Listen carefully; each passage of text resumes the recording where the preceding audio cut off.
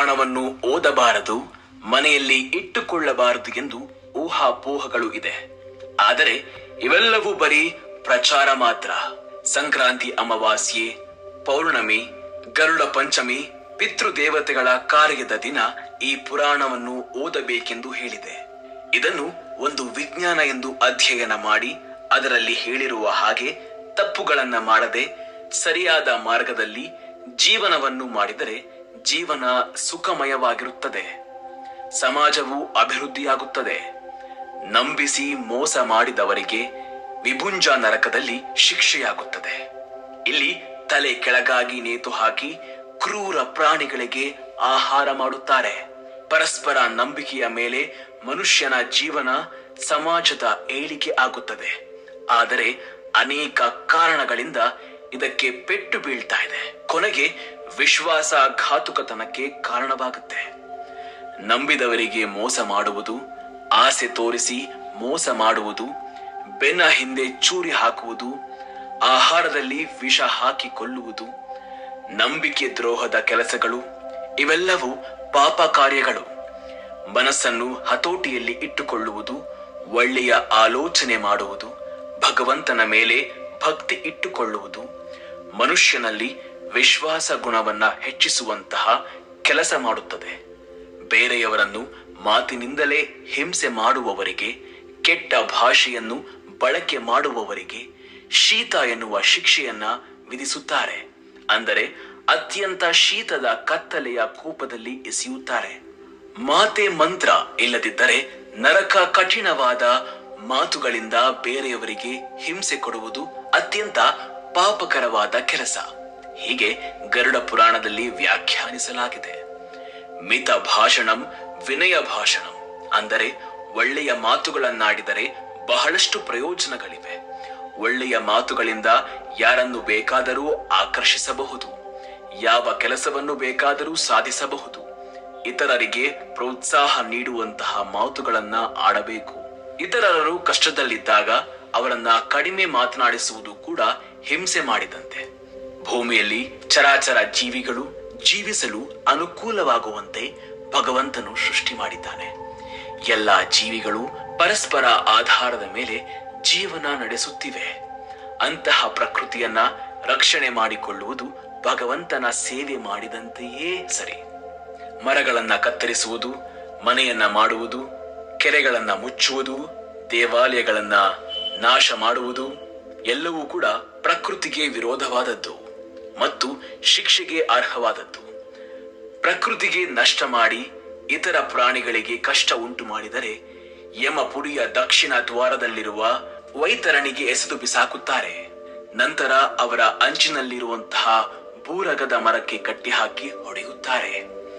ವಿನಯವೇ ಭೂಷಣ, ವಿನಯಂ ಜ್ಞಾನ ಲಕ್ಷಣಂ ಎನ್ನುವುದನ್ನ ಅಳವಡಿಸಿಕೊಂಡರೆ ಅಹಂಕಾರ ದೂರವಾಗುತ್ತೆ. ಸೀತಾ ಅನ್ವೇಷಣೆಗೆ ಲಂಕೆಗೆ ಹೊರಟ ಹನುಮಂತ ಸೀತೆಯ ಬಳಿ ವಾನರ ಸೈನ್ಯದಲ್ಲಿ ನನಗಿಂತಲೂ ಶಕ್ತಿಶಾಲಿಗಳು, ಬಲಶಾಲಿಗಳು ಇದ್ದಾರೆ ಎಂದು ಹೇಳುತ್ತಾನೆ. ಹೊರತು ನಾನೇ ಬಲಶಾಲಿ ಎಂದು ಹೇಳಿಕೊಳ್ಳುವುದಿಲ್ಲ. ಈ ವಿನಯದಿಂದಲೇ ಹನುಮಂತನು ಜ್ಞಾನಿ ಎನಿಸಿಕೊಳ್ಳುತ್ತಾನೆ. ಹಣ ಮತ್ತು ಬಲ ಹೆಚ್ಚಾಗಿದೆ ಎಂದು ಕೆಲವರು ಅಹಂಕಾರ ತೋರಿಸುತ್ತಾರೆ. ಹೀಗೆ ಬೇರೆಯವರನ್ನ ಅವಮಾನಿಸುವುದು ಪಾಪ ಕಾರ್ಯ ಎಂದು ಗರುಡ ಪುರಾಣ ಹೇಳುತ್ತದೆ. ಅಹಂಕಾರದಿಂದ ಎಲ್ಲರನ್ನೂ ಕೀಳು ದೃಷ್ಟಿಯಿಂದ ನೋಡಿದವರಿಗೆ ಸೂಚಿ ಪರ್ಣಮುಖಿ ಎನ್ನುವ ಶಿಕ್ಷೆಯಾಗುತ್ತದೆ. ಅಲ್ಲಿ ಸೂಕ್ಷ್ಮ ಶರೀರವನ್ನ ಸೂಜಿಯಿಂದ ಚುಚ್ಚಿ ಹಿಂಸಿಸುತ್ತಾರೆ. ಧರ್ಮವನ್ನು ಧಿಕ್ಕರಿಸಿದರೆ ನರಕದಲ್ಲಿ ಮಹಾದ್ವಾರ ಎನ್ನುವ ಶಿಕ್ಷೆ ಇದೆ. ದೊಡ್ಡದಾಗಿ ಉರಿಯುತ್ತಾ ಇರುವ ಅಗ್ನಿ ಜ್ವಾಲೆಗೆ ಹಾಕುತ್ತಾನೆ. ಧರ್ಮೋ ರಕ್ಷತಿ ರಕ್ಷಿತಃ ಎಂದು ಹೇಳುತ್ತಾರೆ. ಜನಗಳ ಜೀವನವನ್ನ ಸರಿಯಾದ ಮಾರ್ಗದಲ್ಲಿ ಇಡುವ ಧರ್ಮವನ್ನು ಹಾಳು ಮಾಡುವುದು ಅತ್ಯಂತ ಪಾಪ ಕಾರ್ಯ. ಯಾವಾಗಲೂ ಧರ್ಮವನ್ನ ಅನುಸರಿಸಬೇಕು. ಅಧರ್ಮವನ್ನ ಪ್ರೋತ್ಸಾಹಿಸಿದರೆ ಶಿಕ್ಷೆ ತಪ್ಪದು. ಮನುಷ್ಯನ ನಡವಳಿಕೆಗೆ ಕಾರಣವಾಗುವುದು ಮನಸ್ಸಿನ ಭಾವೋದ್ವೇಗ, ಆವೇಶ, ಕೋಪ. ಇಂತಹ ಗುಣಗಳು ಮನುಷ್ಯನಲ್ಲಿ ಇರುವ ತಾಳ್ಮೆಯನ್ನ ನಾಶ ಮಾಡುತ್ತದೆ. ಆಲೋಚನೆಗಳು ಒಳ್ಳೆಯ ರೀತಿಯಲ್ಲಿ ಬಾರದಂತೆ ಮಾಡುತ್ತದೆ. ಇಂತಹ ಆವೇಶಗಳೇ ಆತ್ಮಹತ್ಯೆಗಳಿಗೆ ಕಾರಣವಾಗುತ್ತೆ. ಕ್ಷಣಿಕ ಆವೇಶ ಬಂದಾಗ ಅದನ್ನ ನಿಭಾಯಿಸುವುದನ್ನ ಕಲಿತರೆ ಅನೇಕ ಅನರ್ಥಗಳು ತಡೆಯಬಹುದು. ವಿಕೃತಿಯಿಂದಲೇ ಬ್ರಹ್ಮ ಹತ್ಯೆ, ಗೋಹತ್ಯೆ, ಶಿಶು ಹತ್ಯೆ ಇಂತಹ ಪಾಪಗಳು ನಡೆಯುವುದು. ಇವೆಲ್ಲವೂ ಮಹಾಪಾಪಗಳು. ಆದ್ದರಿಂದಲೇ ಭಾವೋದ್ವೇಗಗಳನ್ನ ಹಿಡಿತದಲ್ಲಿ ಇಟ್ಟುಕೊಳ್ಳಬೇಕು. ಅದನ್ನು ಸಾಧನೆಯಿಂದ ಪಡೆದುಕೊಳ್ಳಬಹುದು. ದೊಡ್ಡ ಪಾತ್ರೆಯಲ್ಲಿ ಎಣ್ಣೆಯನ್ನು ಹಾಕಿ ಕಾಯಿಸಿ ಅದು ಬಿಸಿ ಬಿಸಿಯಾಗಿ ಕುದಿಯುತ್ತಾ ಇದ್ದಾಗ ಅದರಲ್ಲಿ ಹಾಕುತ್ತಾರೆ. ಇತರರ ಸ್ವತ್ತು ವಿಷಕ್ಕೆ ಸಮಾನ. ಆದರೆ ಮನುಷ್ಯ ಆಶಾಜೀವಿ. ಆದರೆ ಮಿತಿ ಮೀರಿದ ಆಸೆ ಅನರ್ಥಗಳಿಗೆ ಕಾರಣವಾಗುತ್ತೆ. ಮನುಷ್ಯನಲ್ಲಿರುವ ವಿವೇಚನೆಯನ್ನ ಸಾಯಿಸುತ್ತದೆ. ತಪ್ಪು ಮಾಡಲು ಹಿಂಜರಿಯುವುದಿಲ್ಲ. ಇತರರ ಆಸ್ತಿಗೆ ಆಸೆ ಪಟ್ಟಾಗ ಅಪಹರಣದಂತಹ ಕೆಲಸವನ್ನು ಕೂಡ ಮಾಡಿಸುತ್ತದೆ. ಪರಸ್ತ್ರೀ ಮತ್ತು ಬೇರೆಯವರ ಹಣಕ್ಕೆ ಆಸೆ ಪಡುವುದು ಶಿಕ್ಷಾರ್ಹ ಎಂದು ಗರುಡ ಪುರಾಣ ಹೇಳುತ್ತದೆ. ಬೇರೆಯವರ ಆಸ್ತಿಯನ್ನ ಸುಡುವುದು ಮತ್ತು ಅಪಹರಿಸಿದವರಿಗೆ ತಮ್ಮಿಶ್ರ ಶಿಕ್ಷೆ ಆಗುತ್ತದೆ. ಕೈಕಾಲುಗಳನ್ನ ಕಟ್ಟಿಹಾಕಿ ಜೀವಿಯ ಸೂಕ್ಷ್ಮ ರಂಧ್ರಗಳಿಂದ ರಕ್ತ ಕಾರುವಂತೆ ಯಮ ಭಟರು ಹೊಡೆಯುತ್ತಾರೆ. ಧರ್ಮ ಕರ್ಮಗಳಿಗೆ ಸಂಬಂಧಿಸಿದ ಜ್ಞಾನವನ್ನು ಈ ಪುರಾಣ ನೀಡುತ್ತದೆ. ನೈಮಿಷಾರಣ್ಯದಲ್ಲಿ ಸೂತ ಮಹಾಮುನಿ ಶೌನಕಾದಿ ಮುನಿಗಳಿಗೆ ಇದರ ಬಗ್ಗೆ ವಿವರವಾಗಿ ಹೇಳುತ್ತಾರೆ. ಇದರಲ್ಲಿ 18,000 ಶ್ಲೋಕಗಳಿವೆ. ಪುರಾಣಗಳು ಸಾತ್ವಿಕ, ರಾಜಸ್ವ, ತಾಮನ ಎಂದು 3 ರೀತಿಯಲ್ಲಿದೆ. ಗರುಡ ಪುರಾಣ ಸಾತ್ವಿಕ ಪುರಾಣ. ಇದರಲ್ಲಿ ಪೂರ್ವಾಖಂಡ, ಉತ್ತರಾಖಂಡ ಎಂದು 2 ಭಾಗಗಳಿವೆ. ಪೂರ್ವಾಖಂಡದಲ್ಲಿ ವಿಷ್ಣುವನ್ನು ಹೇಗೆ ಆರಾಧಿಸಬೇಕು, ತುಳಸಿ ಮಹಾತ್ಮೆ, ಏಕಾದಶಿ ವ್ರತ ವಿಧಾನ, ನಾಮ ಮಹಿಮೆ, ಸದಾಚಾರ ವಿಧಾನ ಮೊದಲಾದ ಅಂಶಗಳಿವೆ. ಉತ್ತರಾಖಂಡದಲ್ಲಿ ಪ್ರೇತಕಲ್ಪ ಎನ್ನುತ್ತಾರೆ.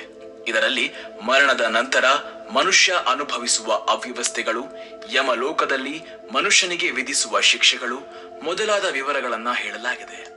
ಗರುಡ ಪುರಾಣದ ಪ್ರಕಾರ ಇನ್ನೂ ಹಲವಾರು ಶಿಕ್ಷೆಗಳಿವೆ. ಇಲ್ಲಿ ಮಾಡಿದ ಪಾಪಕ್ಕೆ ತಕ್ಕ ಹಾಗೆ ಶಿಕ್ಷೆ ಜಾರಿಯಾಗುತ್ತದೆ.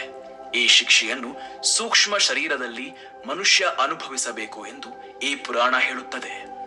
ಕಲಬೆರಕೆ ಮಾಡುವ ಜನಗಳಿಗೆ ನರಕದಲ್ಲಿ ಕುಂಭಾಭಿಪಾಕ ಎನ್ನುವ ಶಿಕ್ಷೆ ಕೊಡುತ್ತಾನೆ. ಕೊತನೆ ಕುದಿಯುತ್ತಾ ಇರುವ ಎಣ್ಣೆಗೆ ಹಾಕುತ್ತಾರೆ. ವೇದವನ್ನು ಧಿಕ್ಕರಿಸಿದವರಿಗೆ ಕಾಲಸೂತ್ರ ಶಿಕ್ಷೆ ಪ್ರಾಪ್ತಿಯಾಗುತ್ತೆ. ಇದರಲ್ಲಿ ಜೀವಿಯು ಸೂಕ್ಷ್ಮ ಶರೀರವನ್ನ ಕತ್ತಿಯಿಂದ ಕೊಯ್ಯುತ್ತಾರೆ. ಕೊರಡುಗಳಿಂದ ಹೊಡೆಯುತ್ತಾರೆ. ಅತಿಥಿಗಳಿಗೆ ಊಟವನ್ನು ಹಾಕದಿದ್ದರೆ, ಅವರನ್ನು ಸತ್ಕಾರ ಮಾಡದಿದ್ದರೆ ಕ್ರಿಮಿ ಭೋಜನ ಎನ್ನುವ ಶಿಕ್ಷೆ ಕೊಡುತ್ತಾರೆ. ಕ್ರಿಮಿಗಳಿಂದ ತುಂಬಿದ ಬಾವಿಗೆ ಪಾಪಿಯನ್ನು ಬೀಳಿಸುತ್ತಾರೆ. ಪುಯೋದ ಎನ್ನುವ ನರಕದಲ್ಲಿ ಶಿಕ್ಷೆ ಕೊಡುತ್ತಾರೆ. ಮಲಮೂತ್ರದಿಂದ ತುಂಬಿರುವ ಸಮುದ್ರದಲ್ಲಿ ಎಸೆಯುತ್ತಾರೆ. ಸುಳ್ಳು ಸಾಕ್ಷಿಯನ್ನ ಹೇಳಿದವರನ್ನು ದೊಡ್ಡ ಪರ್ವತದ ಮೇಲಿಂದ ತಳ್ಳುತ್ತಾರೆ. ಇದನ್ನು ಅವೀಚಿ ನರಕ ಎಂದು ಹೇಳುತ್ತಾರೆ. ಇದರ ಪ್ರಾಣಿಗಳನ್ನು ಹಿಂಸೆ ಮಾಡುವ ಉಗ್ರ ಸ್ವಭಾವದವರನ್ನು ದಂಡಸೂಕೋರ ನರಕದಲ್ಲಿ ಶಿಕ್ಷಿಸುತ್ತಾರೆ. ಇಲ್ಲಿ ಹಾವು ಇಲಿಯಿಂದ ಹಿಂಸೆ ಕೊಡುತ್ತಾರೆ. ಗ್ರಾಮಗಳಿಗೆ ಕೆಡುಕು ಮಾಡುವವರನ್ನ ವಜ್ರದಂತಹ ಹಲ್ಲುಗಳಿಂದ ಗರಗಸದಿಂದ ಕತ್ತರಿಸುತ್ತಾರೆ. ಇದನ್ನು ಸಾರಾಮೆಯೋಧನ ನರಕ ಎಂದು ಕರೆಯುತ್ತಾರೆ. ಕಾಮ ವ್ಯಸನಿಗಳಿಗೆ ರೌರವ ನರಕ ತಪ್ಪದು ಎಂದು ಪುರಾಣಗಳು ಹೇಳುತ್ತವೆ. ಇಲ್ಲಿ ಪಾಪಿಯನ್ನ ಪ್ರಾಣಿಗಳಿಂದ ಕಚ್ಚಿಸುತ್ತಾರೆ. ಕೋಣೆಯಲ್ಲಿ ಇಲ್ಲವೇ ಕೂಡಿ ಹಾಕಿ ಬೆದರಿಕೆ ಹಾಕುವವರಿಗೆ ವಿಷದ ಹೊಗೆಯನ್ನು ಹಾಕಿ ಶಿಕ್ಷೆಗೆ ಗುರಿ ಮಾಡುತ್ತಾನೆ. ಇದನ್ನು ಅವಧ ನಿರೋಧಕ ನರಕ ಎಂದು ಹೇಳುತ್ತಾರೆ.